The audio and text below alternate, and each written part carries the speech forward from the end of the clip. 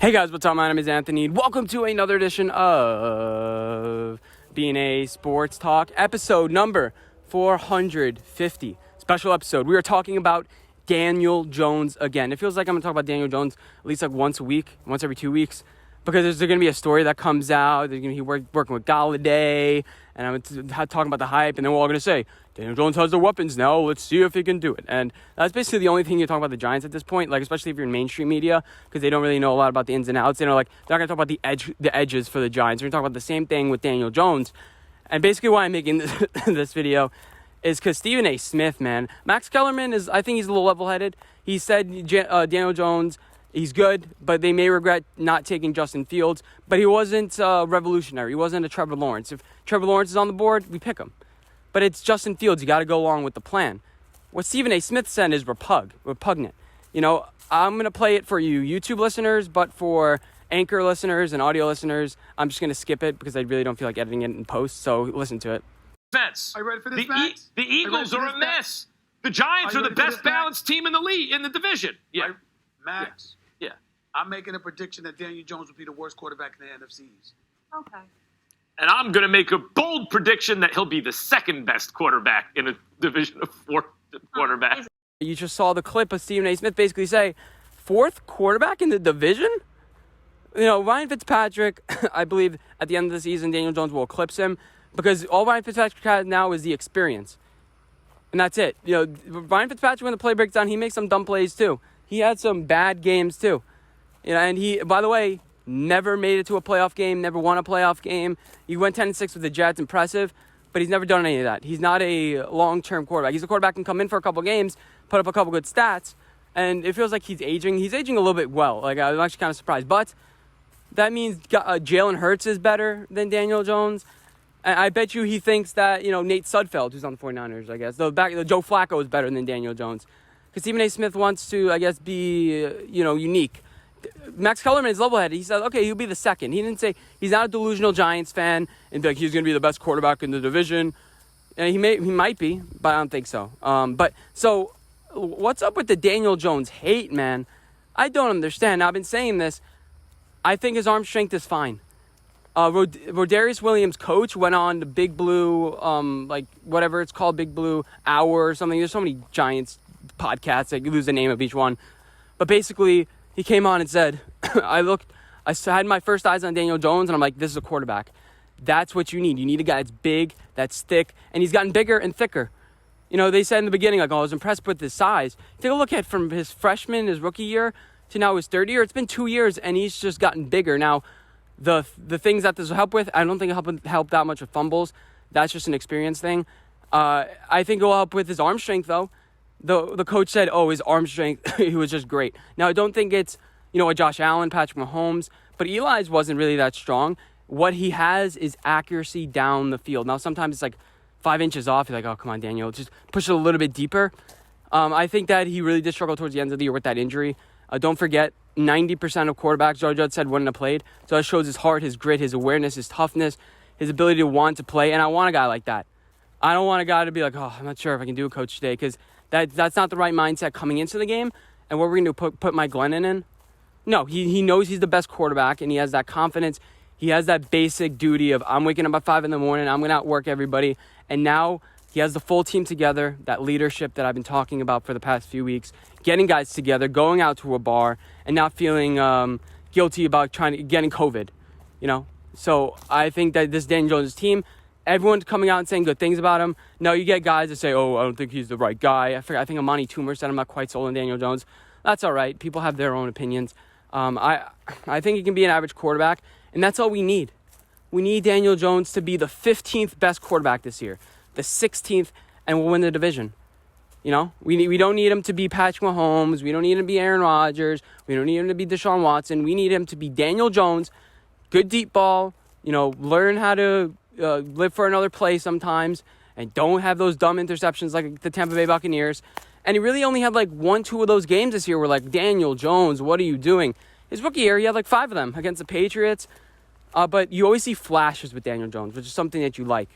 And now, again, he has the weapons, and we're going to say that all until the first week. He has all the weapons now to be prepared. Now, if if Daniel Jones is fourth, that means Jalen Hurts is ahead of him too. What's up with the Jalen Hurts love? Now, he came in, there was like a stat like he was the first quarterback ever to have 400 total yards, and they're either their first or their second ever career game. Okay. But if you take a look at his stats, it screams Dwayne Haskins to me. It screams 52% completion percentage, 40 QBR. That means he didn't really have the chemistry with his wide receivers because Wentz had all the first team reps. And I don't think the Eagles really wanted him to play until like the end. They was kind of like forced in. It wasn't like we're grooming him. So I do feel badly for him in that way. He does have leadership. He's almost like the opposite of Daniel Jones. Like Jalen Hurts is like a will to win guy. Daniel Jones is more of like I'm going to execute the game plan. Jalen Hurts is more like, okay, I'm going to have the game plan. There's going to be a guy that's going to be open, but I'm still going to run. And he's going to get hurt that way. He knows how to slide better. But I worry about he went to Oklahoma. You had Baker. He's a good quarterback now. Kyler Murray, he's a good quarterback now. But Jalen Hurts is still struggling. Tua is still struggling a little bit. He doesn't even know the playbook. So you have guys that come out of that system and that are successful now. You have examples. And then Jalen Hurts is kind of like a little bit of a dud. He didn't go on and win the Heisman. He didn't. That's a high honor. I'm not saying you need to win the Heisman if you're under the coach of Lincoln Riley. But I am a little bit curious about that. He had a 52% completion percentage. Daniel Jones had 62% in his first year. Don't forget Daniel Jones had some really impressive games. Now they have film on him. He's not really that good at processing the field. He wants to run. That's what he wants to do. Some other stats. He also had 9 fumbles in like 4 games and 3 lost fumbles. That's pace for 36 pretty much. Or unless he had 5 games, whatever the math is. That's bad, People are like, Daniel Jones fumbles. What about Jalen Hurts? Get the ball out of your hand. Yeah, and now what did they do in the offseason? Who their key additions? Anthony Harris, a safety. Devontae Smith. Let's say Donovan Smith.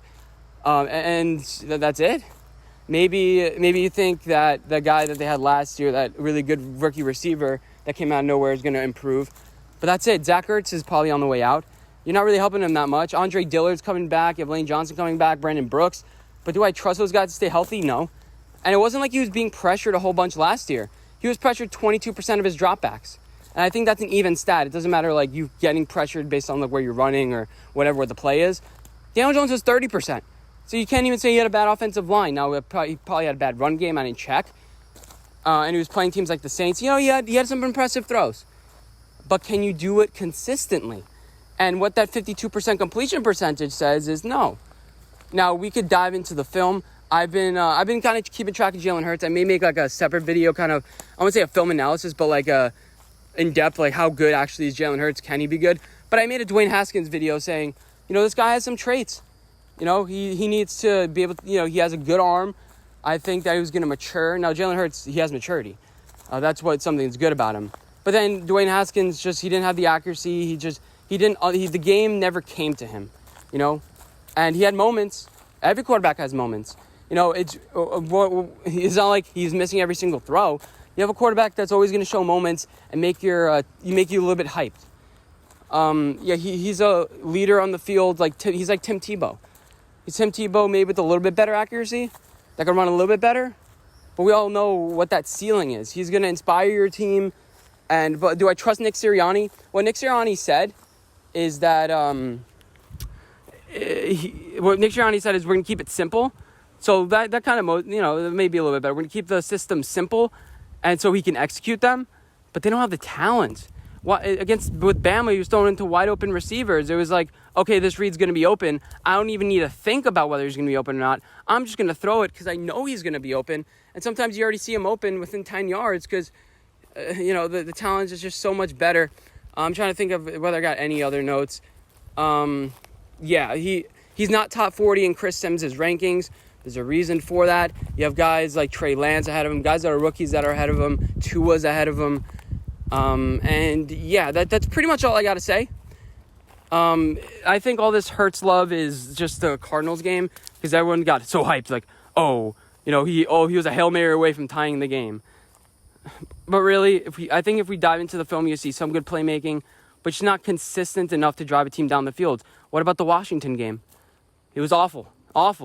And I think he got worse every single game.